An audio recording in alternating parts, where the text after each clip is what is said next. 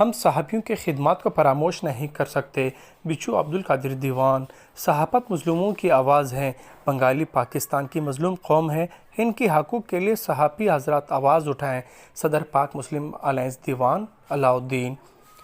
پاک مسلم الائنس دیوان کے چیئرمین بچو عبد القادر دیوان کی جانب سے الیکٹرک، سوشل اور پرنٹ میڈیا کے صحافیوں کے اعزاز میں شاندار عشائیہ پیش پارٹی کا اہتمام کیا گیا، جس میں مختلف ٹی وی چینلز کے صحافی حضرات نے شرکت کی۔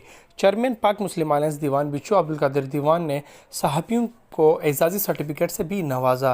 اس موقع پر بچو عبد القادر دیوان نے مزید کہا کہ ہمارے قوم بنگالی کمیونٹی کو کافی دشواری درپیش ہیں، جن میں قومی شناختی کارڈ، تعلیم کے حصول اور صحت جیسے سہولت سے محروم ہے۔